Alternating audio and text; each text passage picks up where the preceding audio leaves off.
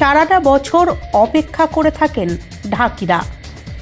জেলায় ঢাক বাজিয়ে তেমন পারিশ্রমিক মেলে না, তাই তারা চলে যান ভিন রাজ্যে। কিন্তু এবারে বাইরে যাওয়া হবে কিনা তা নিয়ে চিন্তিত পুরাতন মালদার কোর্ট স্টেশনের শতাধিক ঢাকি। কারণ অন্য রাজ্যে বাংলায় কথা বললেই বাংলাদেশি সন্দেহে আটক করা হচ্ছে অনেককে। চলছে প্রশাসনিক ও পুলিশি হেনস্থাও।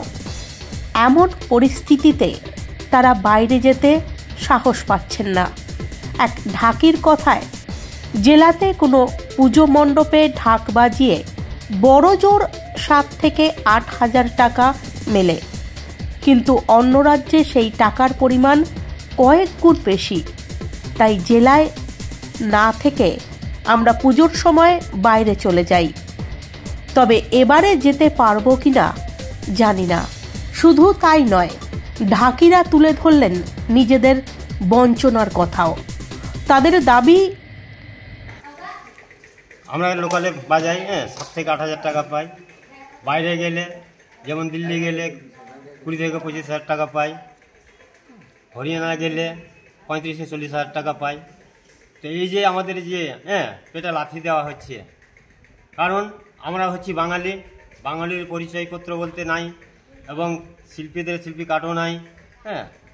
এই যে এতগুলো যে সমস্যা দাঁড়িয়েছে আমাদের, তো এই সমস্যা নিয়ে কী করে যাওয়া যাবে? যার জন্য ভয়ভীত হয়ে আমরা যেতে পারছি না। আমরা লোকালেই যেটুকু পাচ্ছি সেটুকু নিয়ে এখন জীবিকা নির্বাহ করতে হবে। কিন্তু সামনে তো পুজো, সামনে পুজো, এই সামনে পুজোর মুখে যদি ভিন রাজ্যে না যায় তাহলে আমাদের সংসারটা চলবে কী করে? তো তাই সরকারকে বলি যাতে আমাদের পরিচয়পত্র সুব্যবস্থা করে দেয়, যাতে আমরা ভিন রাজ্যে যেতে পারি, ভিন রাজ্যে থেকে 10 টাকা উপার্জন করে আসতে পারি, জীবিকা যাতে নির্বাহ করতে পারি, যেন আমাদের যাতে কোনো অসুবিধা না হয়। নিজের জেলাতে কত টাকা পান? নিজের জেলাতে ওই তো 7 থেকে 8 হাজার টাকা। অনেক টাকা লস তো আমাদের। সারা বছর তো এই দিনটার অপেক্ষায় থাকে। কেন আমাদের এই ঢাক নিয়ে আমাদের জীবিকা নির্বাহ। আমার ঢাক ছাড়া অন্য কোনো তো কাজ জানি না, আমরা তো লেবারি করতে পারবো না।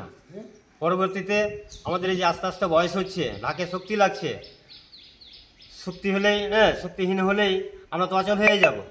যাতে আমাদের পরবর্তীতে যাতে একটা পেনশন পাই, সরকার কাছে একটু এই আবেদন, যাতে এই সুব্যবস্থাটা করে দেয়।